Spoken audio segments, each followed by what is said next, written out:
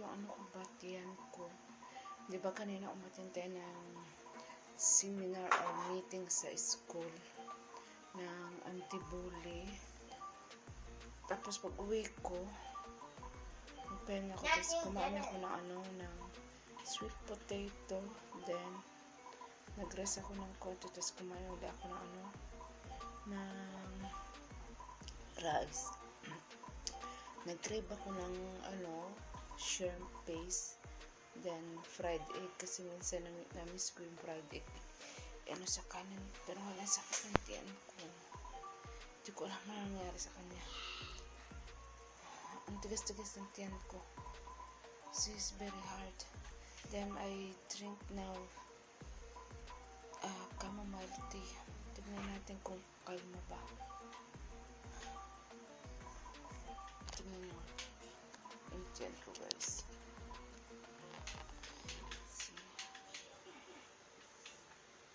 Yeah, I get glowing Jebin.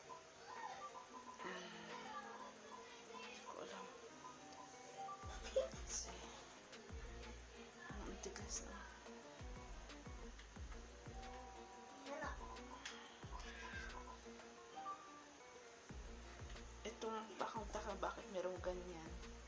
Yan po yung operation ko ng gallbladder. Open po kasi yung gawa nila. Then, nilagyan nila nito ng drain para sa kasi nag-yellowish na ako. So, yan. Nilagyan nila ng hose. And ito yung grenades para yung blood mo, siya, labas. Kaya, merong ganyan. Tigas-tigas ng tiyan ko. Grabe. Ang sakit.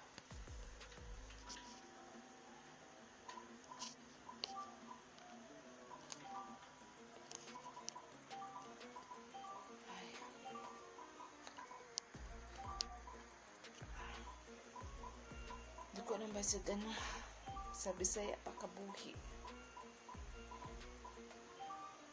Tignan nyo ang pawis ko. Tinaray ko lang mag-CR. Baka na dudumi lang ako, pero hindi naman. Masakit kasi natulog ako, tapos sakit. Yeah, next time you'll come to me. And we'll come here. I get clean. Kasi ang problema ko din, hindi ako masyadong umuutot or nagbabark. Ang sakit. Kaya, 6 months pa lang po ang akong piano. Isipin nyo mga anak ko hindi pa.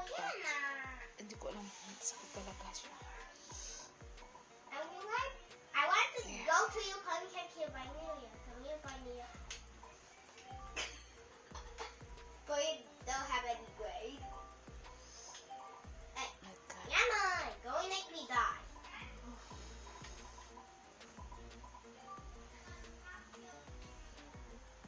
Okay. Why you coming to me? Obserbahan natin mamaya. Pag hindi siya tumigil yung sakit, siguro punta kami na hospital. Kasi dako, nasa Turkey pa ako, nagbuntis din ako kay Selena.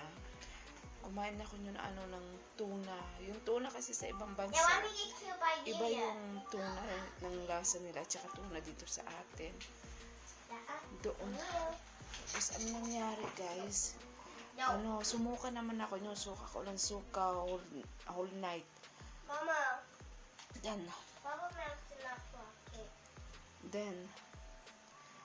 diba, suka ko ng suka. Tas magdamag yung suka na akong suka. Hindi ko alam na food poisoning na pala ako. So, pagka tomorrow, nagpa-check up na kami. So, yun nga, hindi naman ako in-admit nila. Bali, lang nila ako, nilagyan ng dextrose, yung lahat ng medicine, nandun na sa bag, yung dextrose, sa bag, doon na nila nilagay lahat ng medicine. So, yung kulay ng medicine ko is color yellow. So, yung isang buong dextrose, inubos yun sa akin. Tapos, doon ko pa doon na na-relieve yung sakit. Pero hindi naman ako nasuka. Impossible naman na food poisoning. Yun ang ano nakakatakot din. Food poisoning tayo. Imagine, tiniis ko yun siya magdamag hanggang morning. Sige, kuso ko ng suka. Pero niluto ko naman yun, yung ano, yung tuna nila. Siguro lang, hindi lang ako nahiyang sa tuna nila kasi nga, iba kasi ang tuna sa ibang bansa. Iba din yung tuna natin sa Pilipinas. Ay, update ko kayo mamaya kung ano mangyayari. Kasi nang ingay-ingay naglalaro siya. Dito ako sa office room ni Nabil. Nalagyan ko na ano, food poison. Dahil sa pagkaan ko lang tawag yung sunny side up na itlog, tapos Never mix fish or seafood with eggs. and Or then milk. sharp paste na datog sa ato ang bagong alamang. Masakit rin tiyan ko, pero mabinta kay sumuka ko kanina. Wala sa na food poisoning kasi dati na food poisoning din ako sa Turkey. Pero yun, ano yun, worst talagang pina-hospital na ako dahil ano na, magdamag na yung suka ko.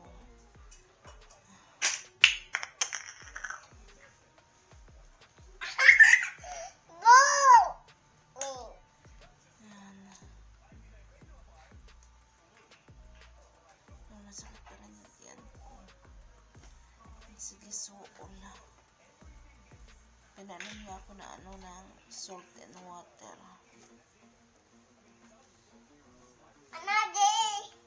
Be careful the camera. You don't have shirt. Oh, Mama, D. Mine. Mm. Mine? Hi. Mhm.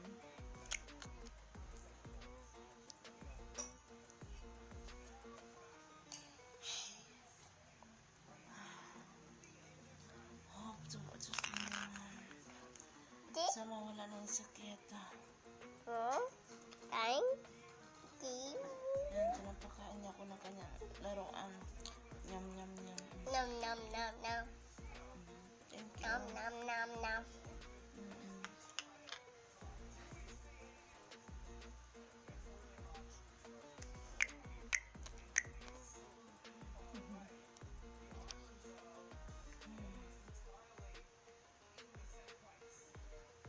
Hey, Mama. Ay. Nyam, nyam, nyam. Nom, nom, nom, nom. What is that? Just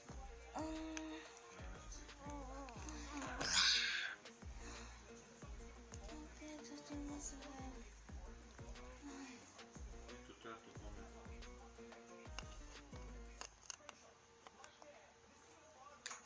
I need to try to bathroom.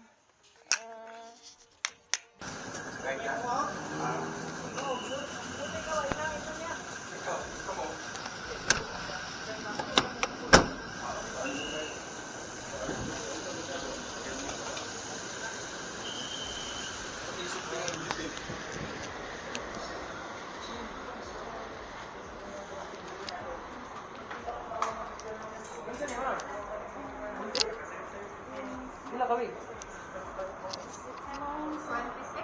6 months? Ano sa man eh? Contraction?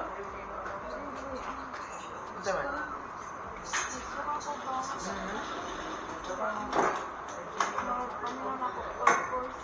Food poisoning, okay. Sorry if we don't eat It's okay. No much. problem.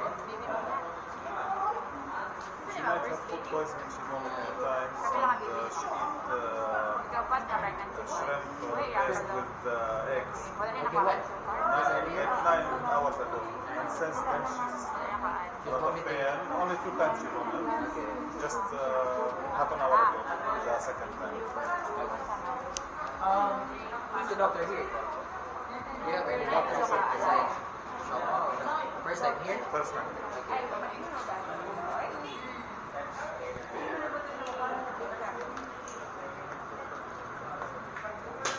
Where do you do her prenatals though? Where's the place we do that? Called? Huh? Here? Hindi may doctor niyo mo? Ah.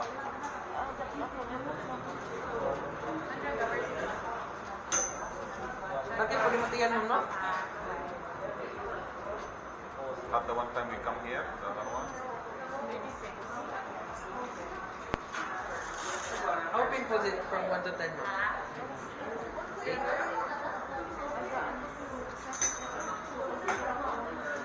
Kasi doctor yung nakalimot ka? Okay, but ikaw na siya na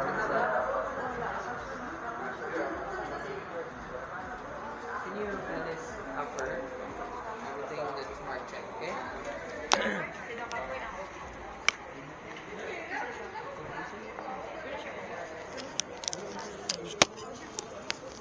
Dito na, bigay ni dali mo mo? Bigas Medical Mall? Kinsa man to? Baka akar din mo diri. At least kaya mo tan-aw nimo.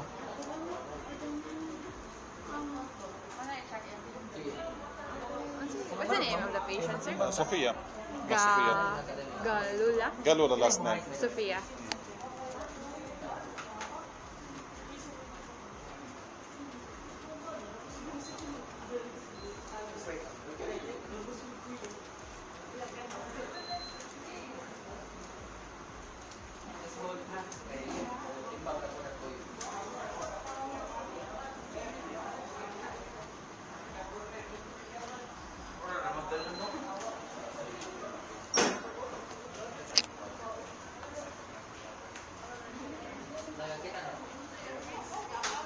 Ano, sa pala, atong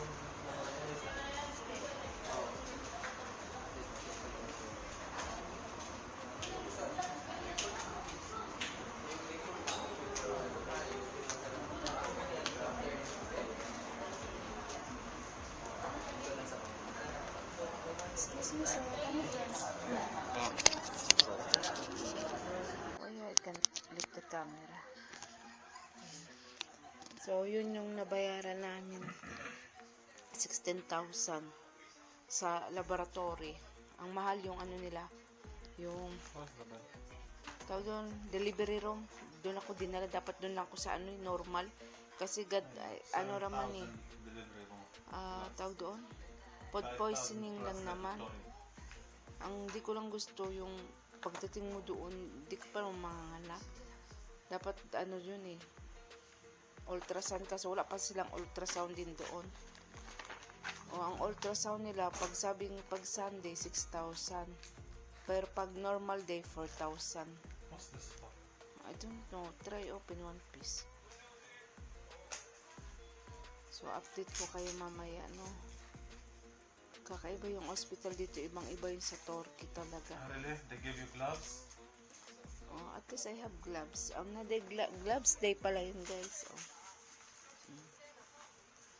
Where's the mask tayo? No mask? Just gloves? At least the thermostat good quality. Thermometer. And I need to drink before I eat. Boss ko pan, tsaka yung Gaviscon. Yun lang naman nakagaling. Pero tignan nyo, grabe yung private, yun siya dito na hospital sa Cebu. Sikat siya, grabe yung charge, 16,000. Kaloka. Siguro kung hindi pa ako nag-insist na lumabas ngayon, marami pang i-charge. Kaya sabi ko, uwi na tayo. Okay na yan kung hindi naman ako sakit na. So, update ko kayo mamaya ulit. Pero iba-iba talaga sa Turkey. Sa Turkey, mabilisan ang kanilang ang trabaho. Dili kung palamya-lamya. Diretso ka na ultrasound. Tapos pagpasok mo sa ER nila, ang guardian ang tatanungin, ikaw iakit ka na diretso sa room mo. Tapos pag akit mo sa room, Ay, bago ka naliakit sa room mo, i-ano ka na, dalhin sa ultrasound, i-ultrasound mo na dyan Morning. ko. So, doon nakita na food poisoning, tapos dinala na nila ko sa room ko. Tapos, human, nilagyan na ako nila ng, ano na, katong dextrose na, nandun na yung mga medicine, kompleto na. O, 4 hours lang kami sa Turkey na hospital nag-stay. Hindi parehas dito. Ginoo ko, magdamag, naka-stay ko. From the hospital, Yana. They give us. Hala, nakauli na pala ko sa ano no, sa Gikan Hospital, di ba gapon sabi ko sa inyo, masakit akong tiyan dahil sa kinain ko. Tapos, gabi na kami nagpa-admit, gabi admit. Alas 10 na kami nakapunta sa hospital kasi nga sumukan ako ng pagka 7 then 8. Sumukan ako ng tubig. So, yung pain nandun pa rin. Kaya, nag-decide na kami na pumunta sa hospital. Tapos, bali, nakapasok na ako sa sa hospital. Admit na ako na ng parang alas 2. Ay, alauna siguro. Kaso lang, ayoko lang sa hospital kasi nga sinabi ko food poisoning. Nangyari na kasi sa akin to dati sa Turkey, food poisoning. Pero doon, automatic sa kanila, nang gibuhat nila dito ay ultrasound diretso. Dito sa atin, kasi nga buntis nga ako, ang ginawa pa nila, pinasok pa nila ako sa delivery room, chinek pa yung puwerta natin. Pagkatapos, dinala na po ko sa kabilang room, chinek na naman yung heartbeat ng bata. Tapos ngayon, magre-request sila ng ultrasound. Sabi ko ganun, bakit hindi na lang i-one time? Total ang ultrasound, mas ang faster ang result. 'Di ba? Yan ang sa atin. Tapos, nandun na nga ako, nakahiga na ako, sobrang sakit na ng tiyan ko. Ang dami pa nilang tanong ng tanong, ang dami pang pipilapan ng mga paper na maganto. Dapat yun, ang guardian na dapat yun nila ipapil up, hindi na tayong pasyente kasi masama na ang pakaramdam natin. Tapos, dami pa nila tinanong, halos hindi ko na makita ang basa, pirma na lang ako ng pirma, sulat ng pangalan, wala nang basa-basa kasi yung tiyan ko sobrang sakit na talaga, hindi ko na maintindihan. Tapos, ang tagal pa nila ako bigyan ng gamot, ng Buscopan, tsaka ng Gabison. Sa lang naman yung heartburn, tsaka yung Buscopan. Sa sakit ng tiyan. Tapos, binigyan nila ako ng hindi pa nila ako tinauran ng dextrose. Diyan lang nila ako tinauran ng dextrose, bandang alas 2 na ng madaling araw. Kasi sumuka nga ako doon. Diba, very slow mo ang nila, ang pag-process. Dito nga pala yung hospital sa Cebu, yung sikat na hospital. Hindi ko na banggitin. Tapos, alam nyo wala pa ako 24 hours kasi diba na-admit ako alas 12 or alauna, ganyan. Ang charge nila sa AMUA is how much they charge? 16K? 16K. 16K. Tapos, ginawa lang, din, may laboratory. Tapos, ang mahal ng room, 7,000 yung room. Kaysa man yung delivery room, dun man ako nila dinala, hindi mo sa normal.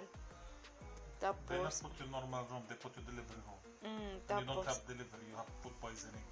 yes, If they put you normal room, it's 2,600 per night. tapos ang doktor, naka-charge ng 2,000. So, wala pa akong 24 hours. So, nag-decide na kami lumabas kasi nga, okay naman yung pakiramdam ko na wala nang sakit. Hindi na siya bloated. Tapos, sa 16,000 binayaran ko, ito yung nakuha ko sa kanila. Kita ko sa inyo. Ito yung can you open ba? Ada paid gift bag. Ada yung kit. Ada self-paid gift Ito, bag. yan. Chinelas kasi pag halimbawa bumalik pa ako doon, dadaling ko ulit ito. Tapos, ito. Ayun, nagod, they give you for garbage Ito. bag, ha? Kani siya yung para sa gani i-test, yung lalagay yung Garbage bag. Clothes. ayun yung clothes ko, guys. Yan. Ito yung damit natin doon. Yan. Kasi meron din nga, charge din yan pag hindi mo dinala pagbalik. Tapos ito, may thermometer. Yan. Tapos, Ayan. Hindi ko alam ano to. Tapos, yan sa hair. Not optional. Ito yung ano, Gaviscon di ay para sa acidic. Ano yun siya. Ito yung ininom ko na natanggal agad yung sakit. Tapos yung jelly, lubricant. Then, tissue. Tapos, ay toilet paper. Tapos, ito yan. Hindi ko alam ano tong cup na to. Meron siyang towel. Tapos, toothbrush and mayroon pang metal? spoon. Oh, Really? the spoon rail.